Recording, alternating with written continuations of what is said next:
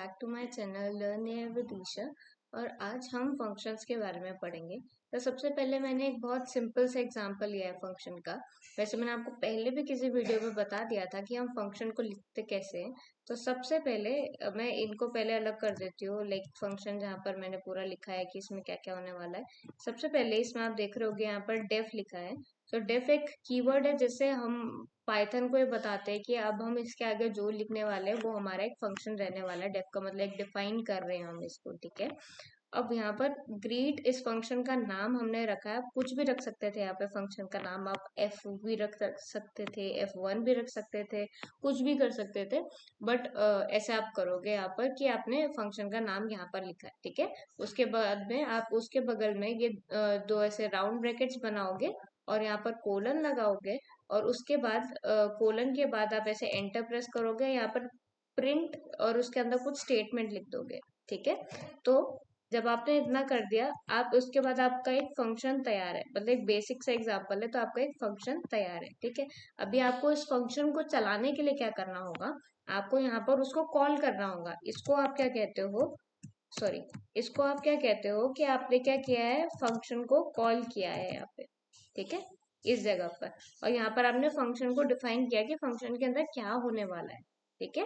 अभी हम इसको सेव करते हैं, इसको रन करते हैं, और आप देखोगे कि हमको आउटपुट में क्या मिल गया, हेलो ML वर्ल्ड, ठीक है। तो इसने क्या किया, जब ये इसने इसको कॉल किया तो इसने कहा कि ये फंक्शन कहाँ पर लिखा है इस पूरे प्रोग्राम में, यहाँ पर लिखा है। तो वो ग्रीट पे गया, उसके अंदर उसने देखा कि क्या क्या करने को कह रहा है ये फंक्शन हमको। तो उसने कहा अच्छा प्रिंट करने के लिए कह रहा है, ओके। तो इसने फिर यहाँ पर इसके अंदर जो स्टेटमेंट थी वो प्रिंट किया, और उसके आगे कुछ और था नहीं क्योंकि, तो उसके बाद वो फंक्शन से बाहर आ गया, फंक्शन कॉल पूरी हो गई, एंड ये हमको यहाँ पर आउटपुट में मिल गया, ओके। ओके सो गाइज, अब हम यहाँ पर अगले एग्जाम्पल को देख लेते हैं। मैंने इसमें कुछ और नई चीज आपको बताने की कोशिश की है, तो लेट्स गो। अभी डेफ हमने वेरी करके नाम रखा है हमारे फंक्शन का। आप कुछ भी रख सकते हो अगेन इस नाम को, ओके। डेफ आपको लिखना ही पड़ेगा, एक कीवर्ड है ये बताने के लिए कि हम अब एक फंक्शन लिखने वाले हैं। बाकी ये राउंड ब्रैकेट्स आप रखते हो ताकि कोई पैरामीटर्स जो हमको अगर कोई आर्ग्यूमेंट के थ्रू मिलने हो, जो कि आपको अभी बात समझ में नहीं आएगी, आगे समझ में आ जाएगी, तो उसको लिखने के लिए यहाँ पर हम स्पेस छोड़ देते हैं, मतलब एक राउंड ब्रैकेट बना के कि हम इसके अंदर वो लिखेंगे अगर कभी हमें जरूरत होगी तो। और वो क्या होता है आपको क्लियरली आगे वीडियो में पता चल जाएगा, फिर आगे आने वाली वीडियोस में पता चल जाएगा, ओके।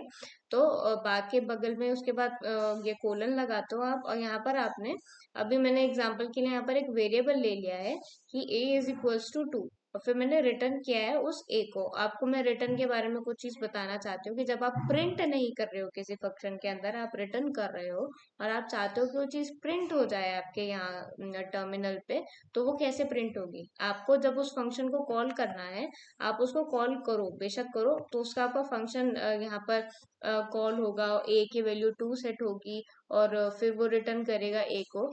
तो आपको अब उस रिटर्न हुए हुए ए की वैल्यू को अगर प्रिंट कराना है, तो आपको उसको एक प्रिंट फंक्शन के अंदर लिखना पड़ेगा, तब जाके वो प्रिंट होगा, ठीक है। अभी मैं इसको सेव कर लेती हूँ, अभी मैं इसको रन कर लेती हूँ, और आपको दिखेगा यहाँ पर टर्मिनल में आपको 2 लिखा दिख गया। ये क्यों हुआ, जस्ट कॉज आपने यहाँ प्रिंट के अंदर इसको लिखा था। अगर आप यहाँ पर प्रिंट ना लिखते, और हमारे फंक्शन में भी प्रिंट जैसा कुछ नहीं है, रिटर्न जैसा कुछ है ना, खाली यहाँ पर रिटर्न लिख रखा, प्रिंट तो लिख ही नहीं रखा, मतलब ये ए की वैल्यू को रिटर्न करेगा लेकिन वो उसे प्रिंट नहीं करने वाला।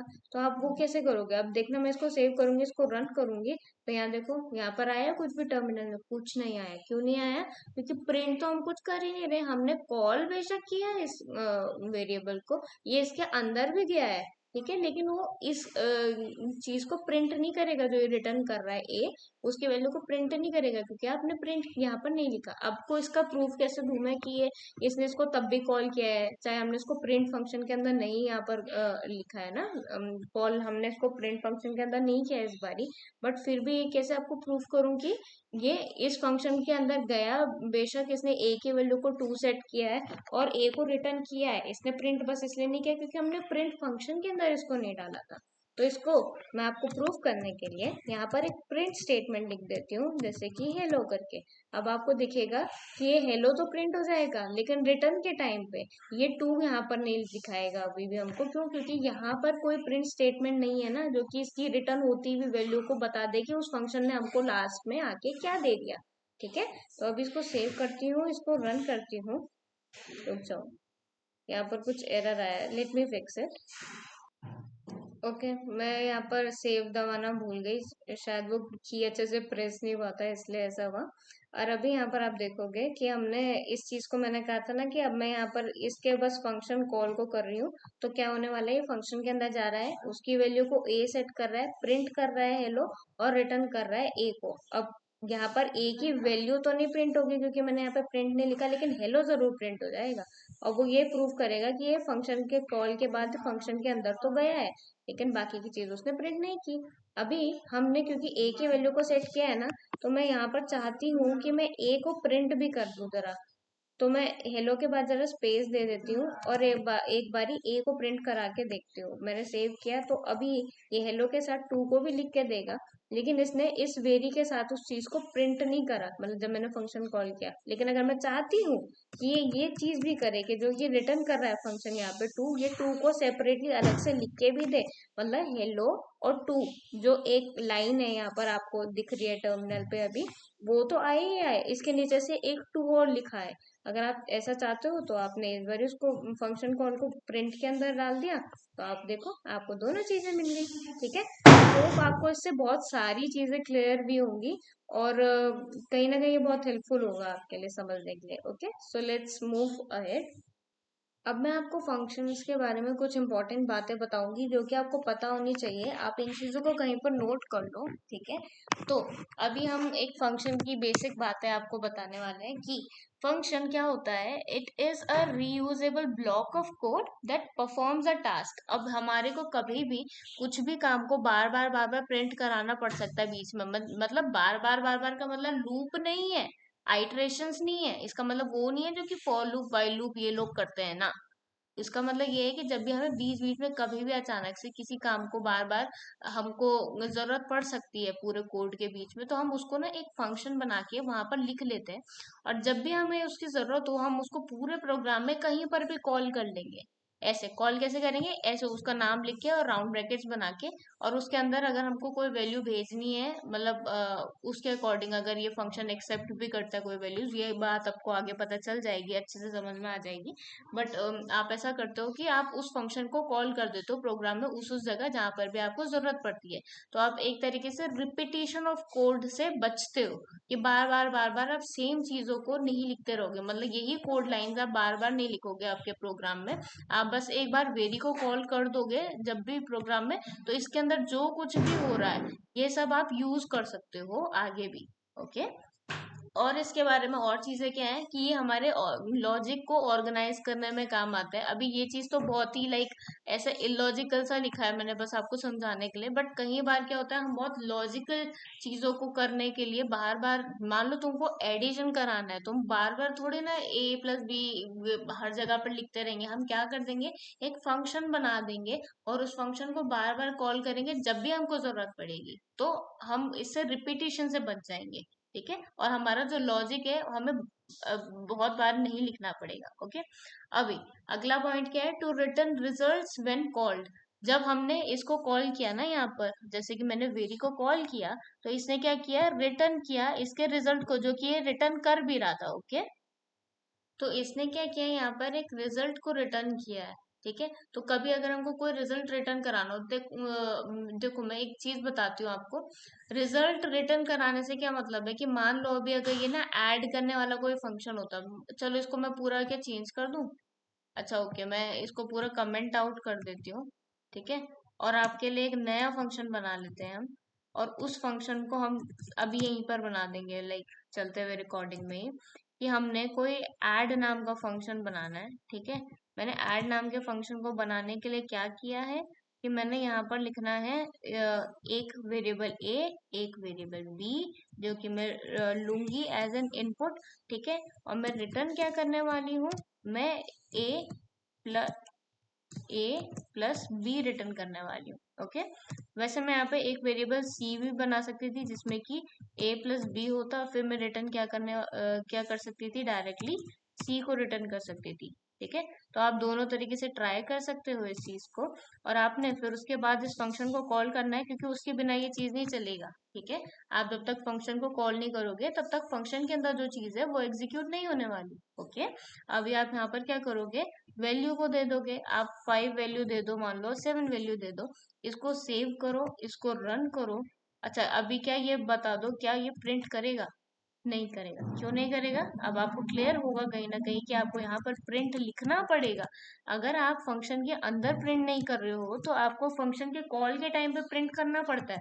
ठीक है, तो आपने अब इसको सेव किया, इसको रन किया, और आपको इसका रिजल्ट 12 मिल गया यहाँ पर। ओके, तो क्या है, बेसिकली फंक्शन हमारे को लॉजिक लिखने के काम आता है, उसके कोड के रिपीटिशन को अवॉइड करने के काम आता है, और क्या काम आता है कि हम इससे हमारे रिजल्ट को रिटर्न कर सकते हैं। अब हमको बार बार जो ये इसका ए प्लस बी करके जो भी आया होगा ना, अलग अलग वैल्यूज के लिए हम चुपचाप से ऐड नाम के फंक्शन के अंदर नंबर्स डाल के दे सकते हैं, और वो हमको कैलकुलेट करके दे देगा। ओके, सो अब ये सुपर इजी बन चुका है इसकी वजह से।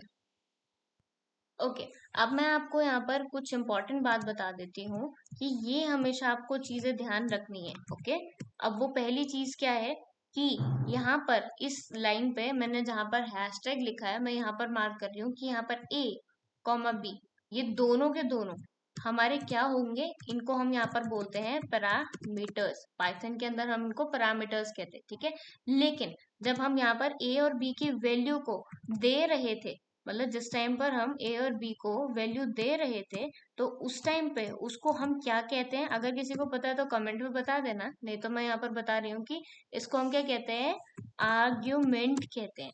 ठीक है, यहाँ पर हम उसे आर्ग्यूमेंट कहते हैं, जो वैल्यूज हम भेज रहे होते हैं और जो वैल्यूज हम यहाँ पर ले रहे होते हैं फंक्शन के अंदर, उसको हम पैरामीटर्स कहते हैं। ओके, और फिर उन वैल्यूज के हिसाब से कैलकुलेशन वगैरह होता है। तो ये मतलब एक दो इम्पोर्टेंट आप बोल सकते हो टर्मिनोलॉजीज है, जिसके बीच में जो बिगनर्स होते हैं उनको बहुत ज्यादा प्रॉब्लम हो सकता है, कंफ्यूजन हो सकता है, और एक तरीके से एग्जाम में भी पूछा जा सकता है कहीं ना कहीं कि कौन सी चीज पैरामीटर होती है, कौन सी चीज आर्ग्यूमेंट होती है। और ये चीजें आपको पता होना चाहिए, और ये इंडस्ट्री में भी एक्चुअली ऐसे टर्म्स को ना डायरेक्टली यूज कर लेते हैं। सो आपको ये चीज पता होनी चाहिए पहले से, नहीं तो फिर प्रॉब्लम हो सकती है आपको बात करने में कि कोई क्या कह रहा है और आप क्या समझ रहे हो, है ना।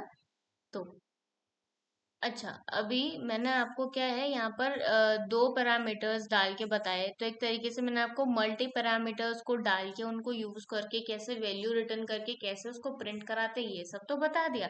बट मैंने आपको ये चीज नहीं बताई अभी कि हम एक सिंगल वैल्यू को भी ऐसे यूज कर सकते हैं हमारे फंक्शन को लिखने के लिए, उसको देने के लिए। कहने का मतलब, जैसे कि हम कहें कि हमको क्या कराना है, हमको स्क्वायर कराना है।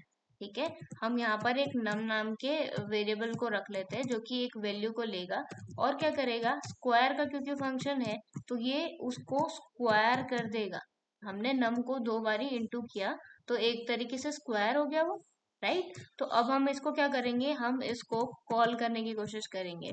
हम इसको एक वैल्यू दे देते हैं 5। तो अब देखते हैं कि क्या ये इसको प्रिंट करेगा। पहले आप खुद ही बता दो, इस बार मैं सेव करके रन नहीं करूंगी, आपको खुद पता होना चाहिए कि क्या करने वाला है। देखो, अब हम यहाँ पर प्रिंट लिखेंगे तभी ये उस चीज को प्रिंट करेगा। आपको पता है क्यों करेगा, मैंने बता दिया कई बार। देखो 25 प्रिंट किया, इससे आपको क्या पता चला कि कई बार हम सिंगल वैल्यूज को भी दे सकते हैं, मल्टीपल वैल्यूज को भी दे सकते हैं हमारे फंक्शन को, डिपेंडिंग कि वो फंक्शन आगे कर क्या रहा है उन वैल्यूज से और कैसे कैसे उसे यूज करेगा और कौन कौन सी वैल्यूज उसमें यूज होने वाली है। ओके, तो यहाँ पर एक वैल्यू लेनी थी हमको और उसका स्क्वायर करके हमको बताना था, तो इसलिए हमने यहाँ पर एक वैल्यू भेजी। और डिपेंडिंग अगर प्रोग्राम में और चीजें भी होती तो हम उस हिसाब से चीजें करते। तो रिक्वायरमेंट के हिसाब से हमेशा ये चीजें काफी फ्लेक्सिबल होती हैं। ओके, सो ये बेसिक मैं आपको फंक्शन के बारे में ये चीजें बताई है। अभी आप डिफॉल्ट पैरामीटर्स के बारे में भी जान लो कि जैसे कि अभी मैं यहीं पर आपको बता देती हूँ, आपने नम में अगर वैल्यू 3 सेट कर रखी है, मान लो कि बाय डिफॉल्ट अगर कभी यूजर कोई वैल्यू भेजे ही ना, तो हम क्या करेंगे, ऑटोमेटिकली 3 इंटू 3 करके हम 9 प्रिंट करके दे देंगे। लेकिन अगर वो कोई वैल्यू भेजेगा तो तब हम 3 के बजाय उसकी वैल्यू को 5 मानेंगे, क्योंकि इस बार यूजर ने कुछ भेजा है हमारे फंक्शन को, और फिर वो 5 × 5 करके दे देगा। ठीक है, आप समझे। अभी मैं आपसे ये 5 हटा देती हूँ, इसको सेव करती हूँ, इसको रन करती हूँ, आप देखोगे आंसर में 9 आया है यहाँ टर्मिनल में। ओके, अब मैं इसी चीज में वापस से यहाँ पर कोई और नंबर लिख देती हूँ, मान लो 7 लिख देती हूँ। अब आप देखना कि हमारे पास क्या आंसर आने वाला है। 49 आया। क्यों आया, अब आप समझ गए, है ना। अब मैं आपको यहाँ पर एक चीज और बता दूंगी। मैंने सेम एग्जांपल यहाँ पर ले लिया है, ऐड वाला ही। मैंने यहाँ पर 5 और 7 भेजा था, तो इसने ए की वैल्यू को एज 5 लिया, बी की वैल्यू को एज 7 लिया, अकॉर्डिंग टू करस्पॉन्डिंग हमने जैसे दिया था ना पहले। हमने यहाँ पर फंक्शन में ए लिखा है तो वेरिएबल ए को वैल्यू 5 मिलेगी। यहाँ पर हमने 7 लिखा तो वेरिएबल बी को वैल्यू 7 मिली है ना। हम इस चीज को यहाँ पे चेंज भी कर सकते हैं। कैसे, कि अगर मैं यहाँ पे बोलूँ कि पहले मैं अगर बी को असाइन कर दूं कोई वैल्यू, ठीक है, फिर उसके बाद मैं कहूंगी अच्छा अब हम ए को असाइन कर देते हैं। मान लो अगर आपको एक तरीके से ना ऑर्डर नहीं पता है कि किस ऑर्डर में कोई चीज फंक्शन के अंदर लिखी गई होगी, प्रोग्रामर ने कैसे लिखी होगी, तो आप क्या है स्पेशली इस चीज को लिखते हो यहाँ पर कि आप वेरिएबल इसके लिए ये वाली वैल्यू भेजना चाहते हो और वेरिएबल इसके लिए आप ये वाली वैल्यू भेजना चाहते हो। ठीक है, तो चीजें उस हिसाब से काम करेंगी। अब आप देखोगे अगर हम यहाँ पर ना प्रिंट करा के देखेंगे ना इसी चीज को, कि हम प्रिंट कराते हैं ए की वैल्यू को और फिर उसके बाद बी की वैल्यू को, तो आप देखोगे कि कैसे प्रिंट करेगा। ये पहले 7 प्रिंट करेगा, फिर 5 प्रिंट करेगा, और साथ में आपको रिटर्न तो करेगा ही। इसका जो रिजल्ट आएगा इनको ऐड करके वो तो आएगा ही 12 आपका। इसको सेव किया, इसको रन किया, देखो वही हुआ ना। पहले इसने क्या किया, इसको वैल्यू ए की 7 मिली थी, इसने 7 वैल्यू को पहले प्रिंट किया, उसके बाद इसने 5 वैल्यू को प्रिंट किया। ओके, अकॉर्डिंग टू आपने प्रिंट के अंदर कैसे लिखा था ये बात है। अगर आप प्रिंट के अंदर ही इनका ऑर्डर कुछ और ही लिख दो, मान लो कि आप पहले बी लिख दो उसके बाद सी, सॉरी ए लिख दो, तो वो वैसे वैसे प्रिंट करेगा। अब आपने पहले बी लिखा है तो उसको बी को जो वैल्यू मिली 5 मिली है, तो ये 5 वैल्यू पहले लिखेगा, उसके बाद ए को जो वैल्यू मिली 7 मिली है तो उसको 7 लिखेगा बाद में। अभी इसको सेव करती हूँ, इसको रन करती हूँ, आपको दिख गया यहाँ पे कि इसने पहले 5 है, इस बार ही लिखा, इस बार 7। जैसे प्रिंट के अंदर लिखोगे जिस ऑर्डर में उस ऑर्डर से प्रिंट होगा, लेकिन वैल्यू बिल्कुल वैसी ही असाइन होगी जैसे आप मार्क करके भेजोगे। अगर आप स्पेशली मार्क करके भेज रहे हो तो तब उससे फर्क नहीं पड़ता कि आपके फंक्शन के अंदर किस ऑर्डर में वेरिएबल को मांगा गया था। ओके, सो ये चीज काफी काम आती है आगे। ओके, सो अभी फंक्शंस में यही चीजें थी जो कि मैंने आपको बताई हैं, जो कि एक बिगनर लेवल पर आपको पता होना चाहिए। ठीक है, सो अगर आपको ये सब समझ में आया हो तो लाइक शेयर सब्सक्राइब करना मत भूलना। Bye, thank you.